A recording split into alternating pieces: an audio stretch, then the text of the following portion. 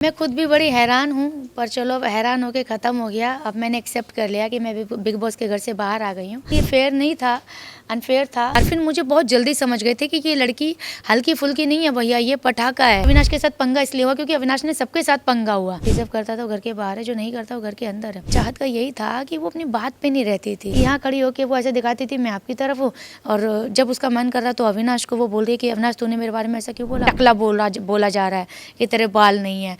तो वो इमेज एक एक्टर की खराब होती है। मनीषा रानी के जब बारे में बोला था तो आई थिंक वो अलग लेवल पे थी और अब मैं भी अलग लेवल पे थी। सोशल मीडिया पे ये अपना नाम बना के जा सकती है, तो मैंने तो फिल्में भी की हैं, तो मैं क्यों नहीं जा सकती। सलमान जी की बात तो वो 2023 की बात थी, वो भी कोई प्लानिंग लोगों ने मुझे बोला था तेरा करियर खत्म हो जाएगा फलाना फलाना। हाय, दिस इज हेमा शर्मा एका वायरल भाभी, और आप मुझे देख रहे हैं ओनली ऑन बज़ुक्का बज़ुक्का बज़ुक्का। हाय एवरीवन, मैं हूँ आरजू ठाकुर और आप देख रहे हैं बज़ुक्का। वेल, आज हमारे साथ है हेमा। सबसे पहले तो कह सकती हूँ इतना प्यार जनता ने काफ़ी प्यार दिया, बट कह सकते हैं वोट भी उन्होंने ही दिया। अनएक्सपेक्टेड सा इविक्शन था आपके लिए, क्या कहना चाहोगे आप? मैं खुद भी बड़ी हैरान हूँ, पर चलो अब हैरान होके ख़त्म हो गया। अब मैंने एक्सेप्ट कर लिया कि मैं बिग बॉस के घर से बाहर आ गई हूँ, और शायद ये फेयर नहीं था, अनफेयर था, बट क्या कर सकते हैं अब बिग बॉस के फैसले के सामने। और मेरे फैंस बहुत नाराज़ हैं। बिग बॉस के घर के जो मेरी फैमिली थे कंटेस्टेंट, वो बहुत शॉक्ड हो गए थे कि ये तो इम्पॉसिबल है, ये तो हो ही नहीं सकता था। बट चीज़ें हुई हैं, बाहर आई हूँ, और I gave my best in 2 weeks, जितना भी मैं दे सकते थे, जितना मुझे चांस मिला 18 लोगों के बीच में मेरी बात पहुंचाने का। तो I am it's okay, I am happy, I am glad कि मैं बिग बॉस 18 का मैं एक पार्ट बनी और फर्स्ट कंटेस्टेंट बनी, और मेरी एक नई जर्नी शुरू हुई। और वाईकॉम कलर्स के साथ ये एक मुझे गोल्डन अपॉर्चुनिटी मिली, तो I am quite happy, I am satisfied. इसके अलावा सबने पूछा कि आपकी दोस्ती काफ़ी लोगों से हुई, बट मैं पूछना चाहूँगी कि आपकी रियल दोस्ती किससे हुई? एक्चुअली सच बताऊं तो मेरी थोड़ी अंडरस्टैंडिंग आरफिन के साथ बहुत अच्छी हुई थी, क्योंकि आरफिन मुझे बहुत जल्दी समझ गए थे कि ये लड़की हल्की फुल्की नहीं है भैया, ये पटाखा है, इसने बहुत ज़िंदगी में तकलीफ़ें देखी हैं, ये बड़ी स्ट्रॉन्ग है। तो वो जैसे माइंड कोच है, तो शायद उनके पास ये हुनर भी है, पर्सनैलिटी के बारे में उनको पता चल जाता होगा। तो कहीं ना कहीं आरफिन के साथ मेरी बहुत एक मैच्योर लेवल वाली थी। वो मुझे हमेशा मोटिवेट करते थे। इविक्शन से आधे घंटे पहले उन्होंने मुझे बोला था कि हेमा तू तो जा ही नहीं सकती, तो टॉप 5 की प्लेयर है, अगर तू जाएगी तो मेरे को अपने ऊपर डाउट हो जाएगा। तो जब मेरा नाम अनाउंस हुआ तो आप देखिएगा उनके एक्सप्रेशंस ऐसे थे कि व्हाट। तो कहीं ना कहीं उनको भी डाउट हुआ कि ये मैंने क्या बोल दिया हेमा के बारे में जो रॉन्ग हो गया। और उसके अलावा मेरी काफ़ी लोगों के साथ बहुत अच्छी रही है। नायरा के साथ भी मैंने लास्ट वीक में 3-4 दिन में बहुत अच्छी बॉन्डिंग हुई। विविन भाई के साथ भी बहुत अच्छी। मेरा इक्वल अविनाश को छोड़ के जो पंगा हुआ, और अविनाश के साथ पंगा इसलिए हुआ क्योंकि अविनाश ने सबके साथ पंगा किया। अगर वो पंगा सबके साथ नहीं करता तो शायद मेरा भी कुछ नहीं होता। तो उसका वो बिहेवियर सबके साथ वो देख के मेरा वो लाइक वो जो मैं ब्लास्ट हो गई।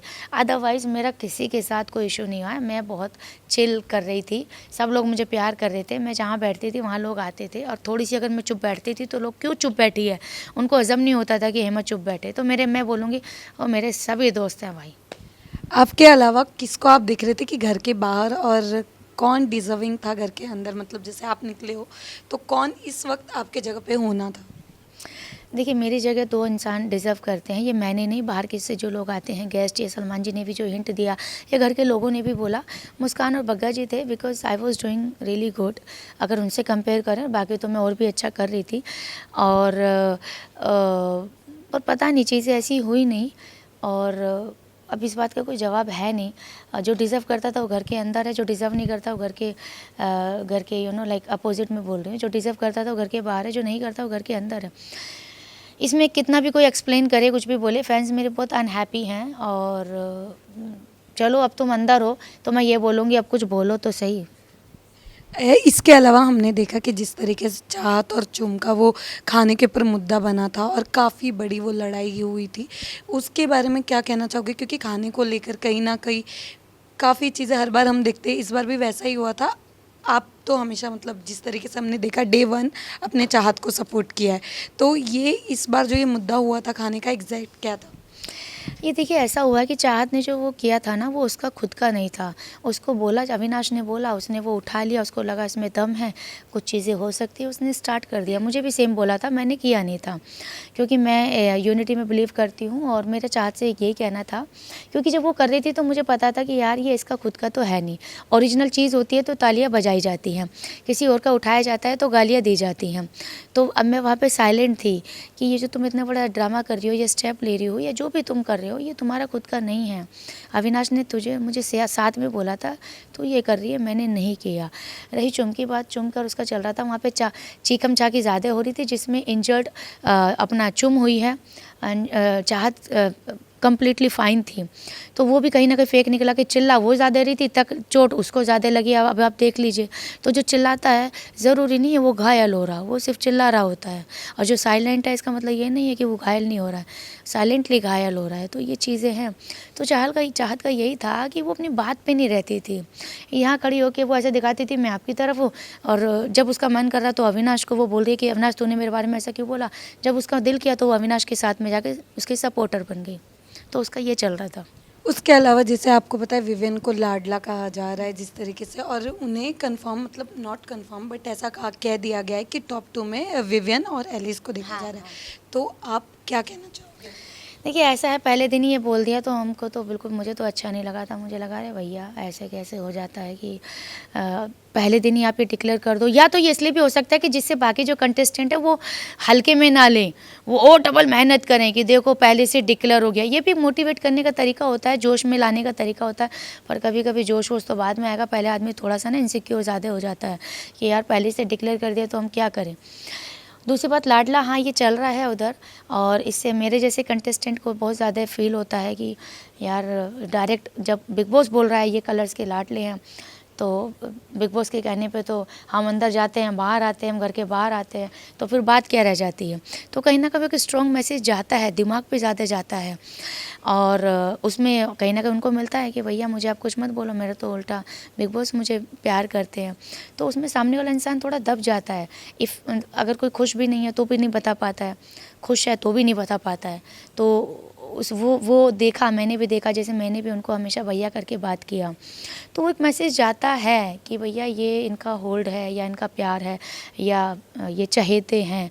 तो उससे बाकी कंटेस्टेंट को ये मैसेज जाता है, स्ट्रांगली जाता है। इसके अलावा जैसे कि हमने देखा करण और अविनाश में काफ़ी गंदा वाला झगड़ा हुआ कल। उस हिसाब से जिस तरीके से अविनाश इंसल्ट कर रहे थे करण की, क्योंकि करण के मुंह से भी एक वर्ड निकला था पापा पे, तो हाँ, और उसके बाद जो उनकी इंसल्ट की गई, ए हेयर पे के बाल नहीं है वो, तो क्या लगता है किस तरीके का गेम चल रहा है अभी फिलहाल घर में? देखो भैया ऐसा है, उम्र के साथ सबके बाल जाते हैं। आज तुम्हारे बाल ज़्यादा है, कल तुम्हारी उम्र जैसे घटेगी वैसे तुम्हारे बाल भी जाएंगे। तो आई थिंक एज वेज पे तो नहीं बोलना चाहिए।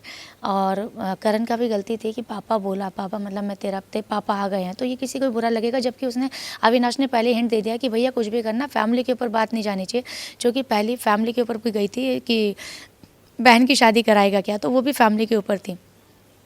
तो ये इन दोनों की लड़ाई जो है ना, ये बहुत ज़्यादा क्या बोलते हैं, पूरा युद्ध का वाला माहौल था। मैं वही थी और बहुत गंदा था। सामने सब गेस्ट आए हुए थे, उनके सामने सब चल रहा था। अविनाश पूरा चढ़ गया था, करण भी चढ़ गया था। बट आई थिंक करण को भी अगर गेम भी खेलना है ना, तो इस तरीके से गेम नहीं खेलना चाहिए कि तेरे पापा आ गए हैं। और आई थिंक अविनाश को भी अगर खेलना है तो उम्र के ऊपर नहीं कहना चाहिए, या तू तो बस ट्रॉफी लेके नहीं जाएगा, तो या तेरे संस्कार ऐसे हैं, बहुत सारी गंदी गंदी ऐसी बातें बोली जाती है। आई थिंक मुझे लगता है ये गेम खेलने का तरीका नहीं है। गेम खेलने का तरीका ये है कि साइलेंटली भी आप ये ऐसी बातें ना बोल के भी, क्योंकि पब्लिक के बीच में आती है कि टकला बोला जा रहा है कि तेरे बाल नहीं है, तो वो इमेज एक एक्टर की ख़राब होती है। तो आज फिर अगर जिसने टकले पे मतलब टाँट पे ध्यान भी नहीं दिया होगा तो वो भी देखेगा उसके बाल नहीं है यार, ये ऐसा क्यों बोला, तो वो डीप उसमें चला जाता है। तो आई थिंक दोनों को कंट्रोल करना चाहिए शब्दों के ऊपर कि लड़ाई करो भैया, लेकिन ना फैमिली को लेके आओ ना किसी की एज पर लेकर आओ।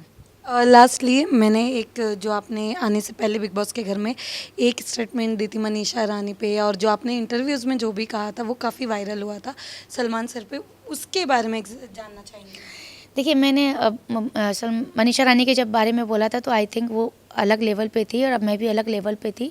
और मुझे ऐसा लगता था कि मनीषा ने सिर्फ सोशल मीडिया पे अपना किया था, जबकि तो मुझे ऐसा लगा था जब सोशल मीडिया पे ये अपना नाम बना के जा सकती है तो मैंने तो फिल्में भी की हैं, तो मैं क्यों नहीं जा सकती। That was the comparison.